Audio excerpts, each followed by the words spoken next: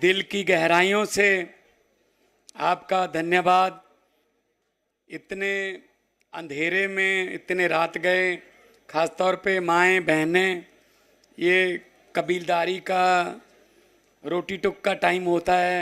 इस समय भी आप झंडे लेके अपने आप पहुँचे हैं।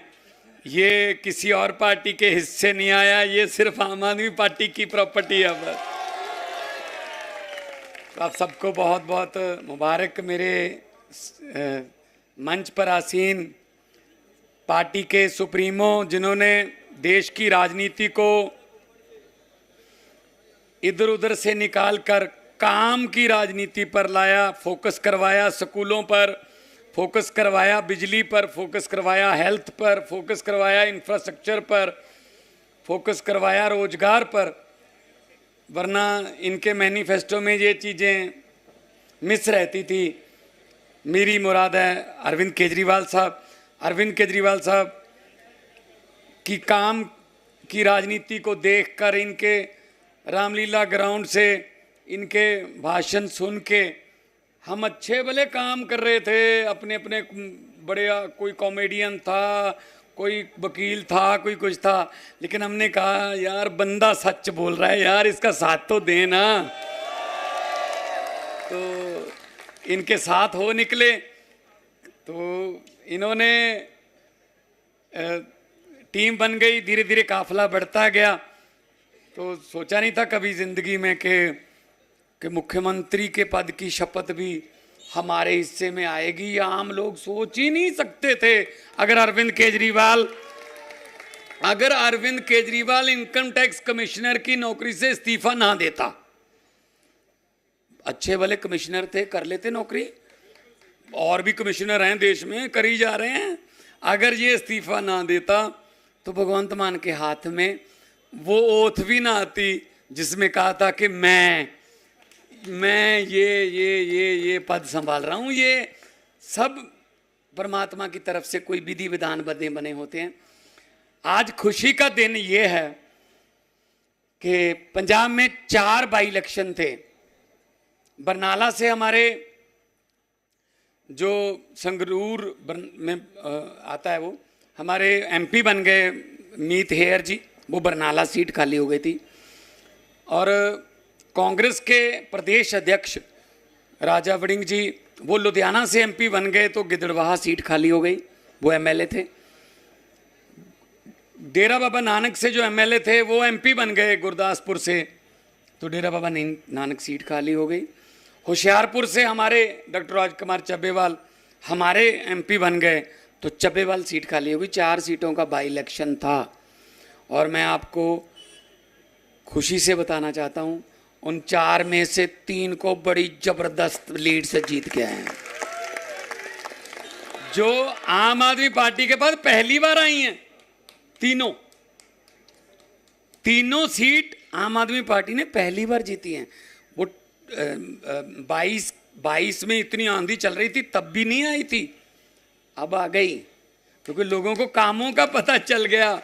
लोगों को अरविंद केजरीवाल के, लोगों को दिल्ली सरकार के, पंजाब सरकार के काम का करने का पता चल गया कि कैसे काम करते हैं।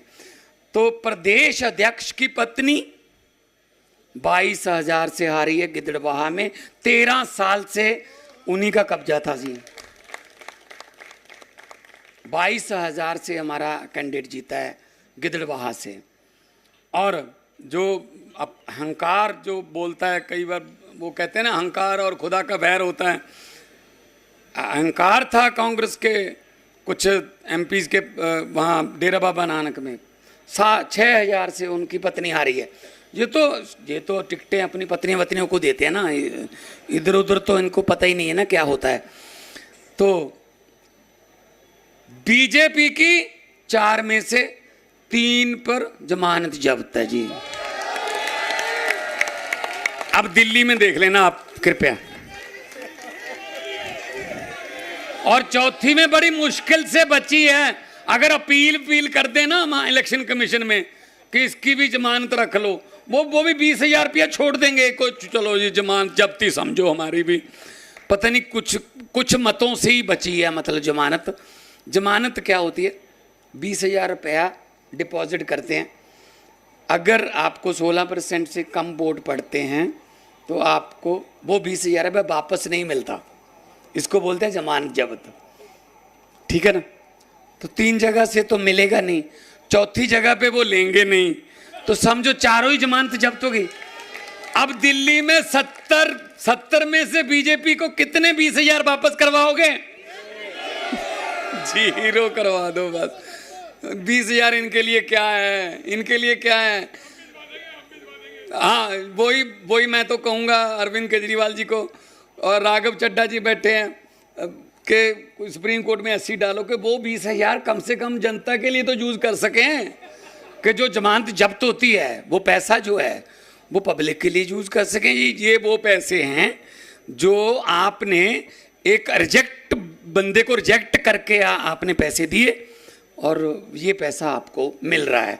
तो लोगों में ये भी कंपटीशन हो जाएगा, इसका भी 20,000 लेना है और 20,000 को बढ़ा के थोड़ा 50,000 या लाख भी करना चाहिए, ताकि पब्लिक के पास थोड़ा पैसा, तो जैसे सीएम साहब कहते हैं कि 1 नेशन 1 इलेक्शन नहीं, ये तो हर रोज ही इलेक्शन होनी चाहिए। इलेक्शन के समय तो नेता जो हैं वो काबू आते हैं, इलेक्शन के समय तो कहते हैं हम ये दे देंगे, ये दे देंगे, ये दे देंगे।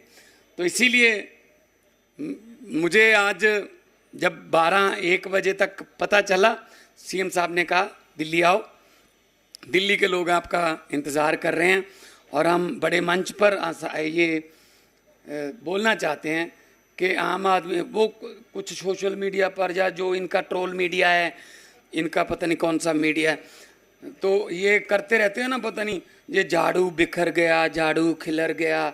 झाड़ू में से 1-2 वीक जो तीले होते हैं ना, वो अगर सफाई करते करते निकल भी जाएं, झाड़ू सफाई करता रहता है।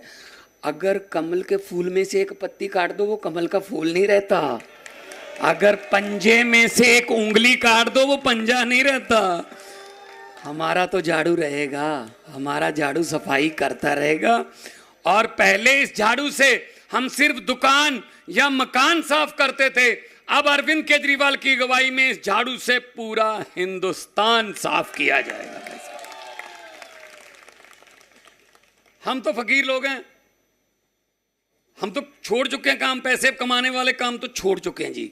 हमारा कोई बसों में हिस्सा नहीं है, हमारा कोई रेते की खड्डों में खन्नों में हिस्सा नहीं है। हम तो ये काम, वो गुलजार जी का एक शेर है कि पहले भी बाजार से खाली हाथ ही आते थे, उस समय पैसे नहीं होते थे, अब ख्वाहिश नहीं है। आते अब भी खाली हाथ ही हैं, तो अब सिर्फ एक ही ख्वाहिश है, जनता खाली हाथ ना रहे, जनता की जेब भरी रहे। और जनता के बाजार जब जनता जाए तो उसका बटुआ जाए वो भरा रहे। यही रेवड़ी चर्चा हुई है, शुरू की गई है, वो यही है कि भाई आपके पैसे आपको दे रहे हैं, इसको रेवड़ी क्यों कह रहे हैं? रेवड़ियां, मुफ्त की रेवड़ियां क्यों? जनता के पैसे को जनता में देने में क्या दिक्कत है? अगर ये रेवड़ी है मोदी साहब, तो 15 लाख वाला पापड़ कहां है? वो कहां गया पापड़? 15 लाख देंगे हर एक घर को। इस चक्कर में 2-3 घरों ने तो हमारे पंजाब में नोट गिनने वाली मशीनें भी ले ली भी। चलो 15 लाख आएगा, कौन सा 15 लाख? नोटबंदी करके 2-4 हजार बचा था घर पे, वो भी ले गए निकाल के। ठीक है ना, जीत के आए हैं और जीते हुए हैं और जीतते रहेंगे। और अगली बारी दिल्ली की है, दिल्ली के बाद फिर पंजाब की बारी है। पंजाब के तो हमारा तो एक रिश्ता ऐसा बन गया है दिल्ली और पंजाब का कि हमारे वॉलंटियर जो हैं वो हमें कह रहे हैं जी कब जाना है दिल्ली। मैंने कहा जी अभी वहाँ इलेक्शन हुई है, अभी बाई इलेक्शन, उससे पहले पंचायत इलेक्शन भी जीत गए हम। 90% से ज़्यादा सरपंच हमारे बन गए। अभी म्यूनिसिपल कॉरपोरेशन की इलेक्शन होगी दिसंबर में, मैंने कहा उसके बाद चले जाना।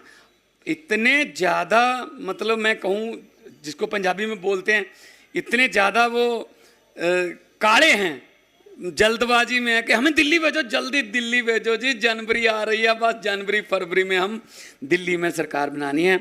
और आप भी एक वादा करो कि अरविंद केजरीवाल देश के इतिहास में ऐसा बंदा 2 बार जिसने सीएम का पद छोड़ दिया, 2 बार। वरना शमशान घाट की कमेटी का प्रधान बना दो भाई साहब, वो नहीं छोड़ता। 2 बार दिल्ली का पद छोड़ दिया, इस्तीफा दे दिया। लोग जब दोबारा बनाएंगे तब बनूंगा, नहीं तो बनूंगा नहीं। इसके लिए तो जिगरा चाहिए ना, इसके लिए जिगरा चाहिए, इसके लिए जिगरा चाहिए, और जिगरा हमारे नेता के पास है। इसीलिए अगर वो कहते हैं ना कि लड़ती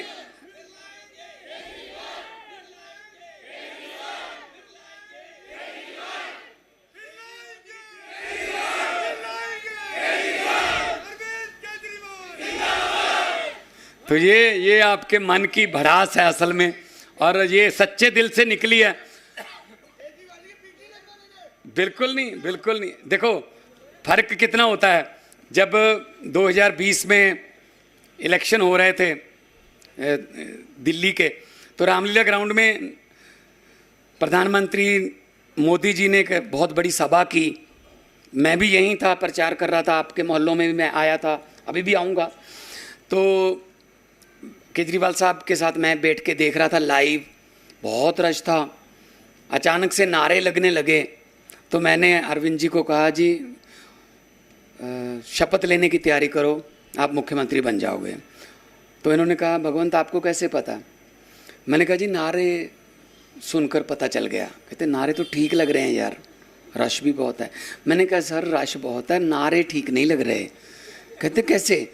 मैंने कहा, जी देखो तो सही, नारे लगाने से पता चल जाता है कि आप कैसे हो, आपका मूड कैसा है। स्टेज पर नारा लग रहा था हर हर मोदी, और लोग कह रहे थे हर हर मोदी। मैंने कहा, सर हाथ ऊपर जा रहा है, गर्दन नीचे जा रही है, ये दिहाड़ी पर आए हैं, ये वोट नहीं डालेंगे। वही काम हो गया भाई साहब। हर जगह पे दिहाड़ी पे ले जाते हैं ये कहने के लिए मोदी मोदी भाई साहब आप बता दीजिए, दिल से बता दीजिए, एक बंदे को भी कहा है कि केजरीवाल का नारा लगाना है? दिल से निकल रहा है ना। जो बात दिल से निकलती है वो असर रखती है। लोगों को अक्सर कहते सुना है, जिंदा रहे तो फिर मिलेंगे, लेकिन इस पंजाबी दिल ने कहा है, मिलते रहे तो जिंदा रहेंगे। मिलता रहूंगा, आते हैं आपके पास भी।